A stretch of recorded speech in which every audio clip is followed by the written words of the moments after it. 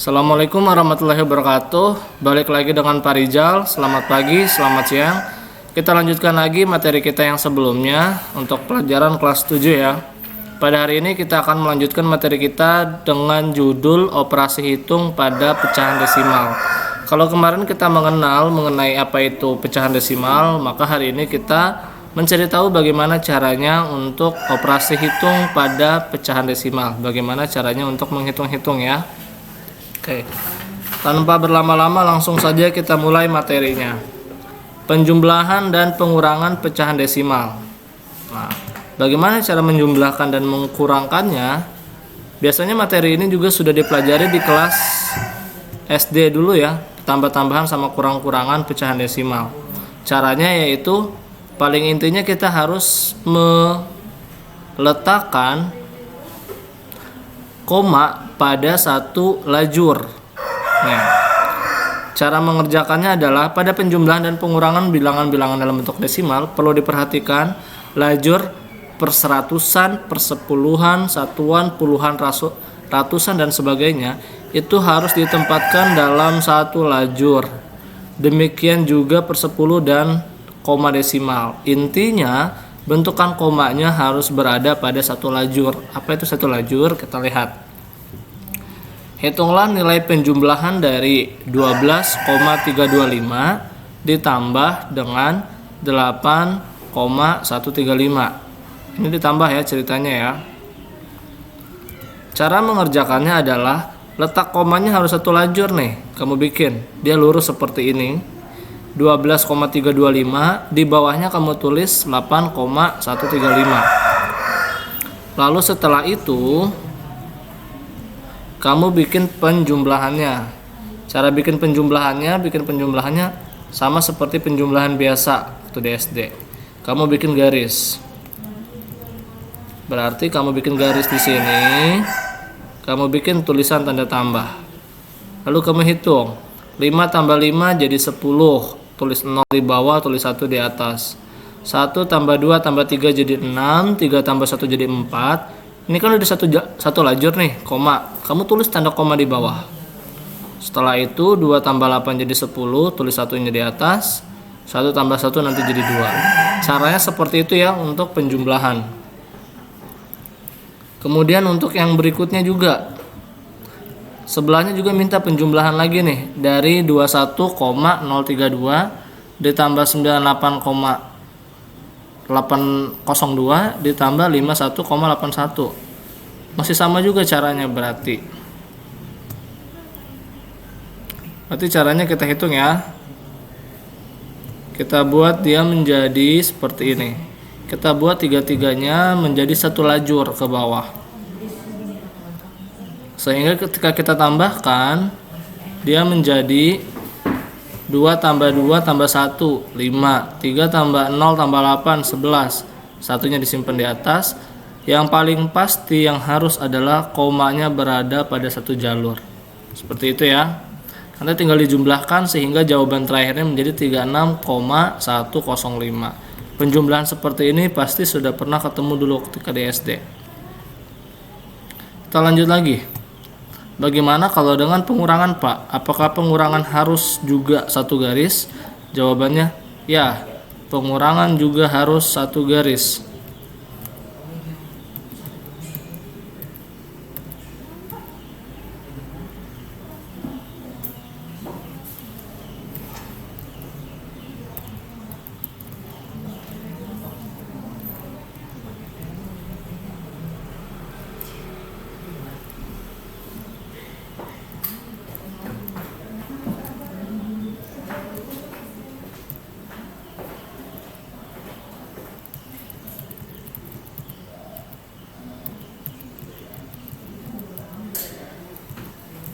Loh, mana tadi materinya?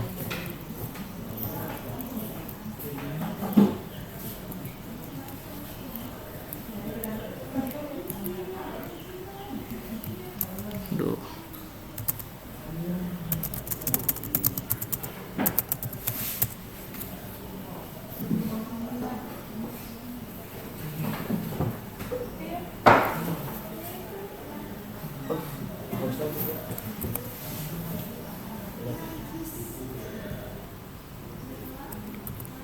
Nah, untuk pengurangan juga sama.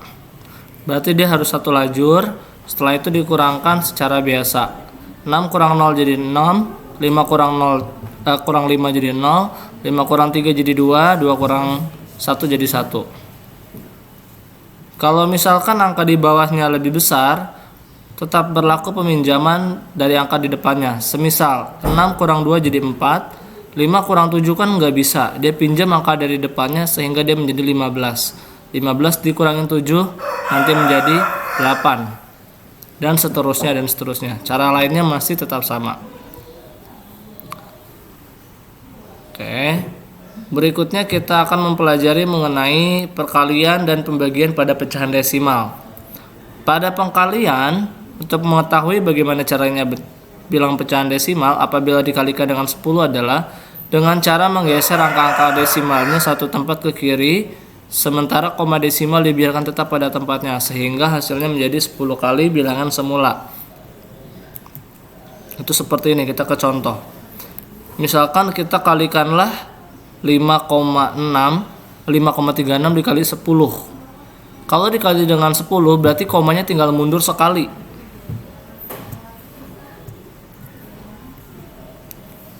Komanya tinggal mundur sekali, berarti dia menjadi 53,6 karena kali 10 mundurnya satu kali komanya ya.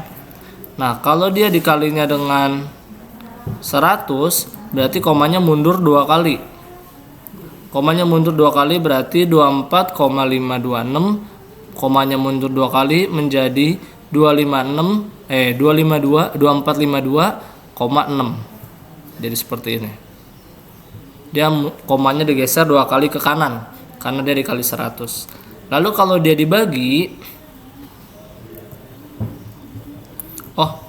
lalu kalau angkanya perkomaan tidak dikali dengan 10, maka cara pengkaliannya adalah seperti ini. Dikalikan saja secara biasa. Semisal angkanya adalah, ini caranya agak panjang ya dari buku ini ya.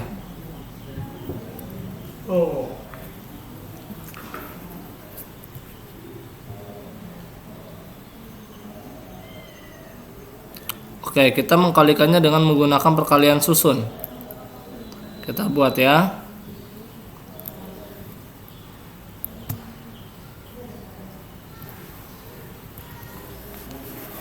Caranya begini. 2,8 dikali 3,4. Berarti pengkaliannya kamu buat pengkalian biasa seperti waktu di SD dulu, sehingga jawabannya nanti menjadi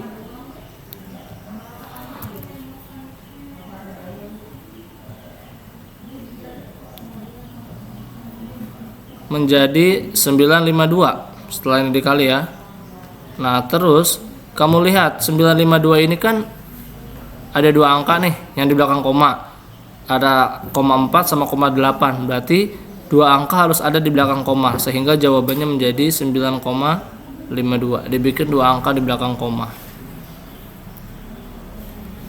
Begitulah tata cara untuk perkalian pada bilangan desimal.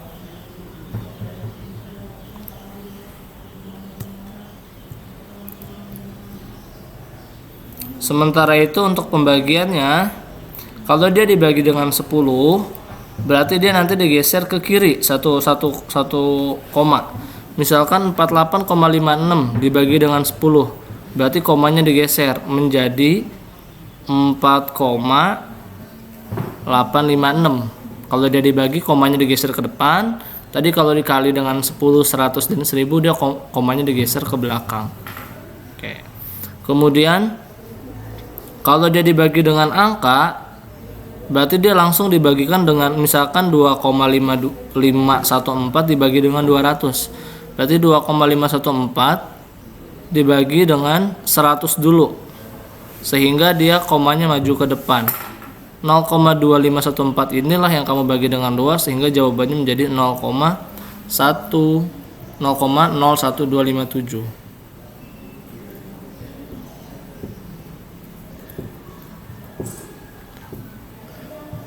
Demikianlah materi mengenai operasi hitung pada bilangan desimal. Untuk materi selanjutnya kita akan mempelajari mengenai angka taksiran.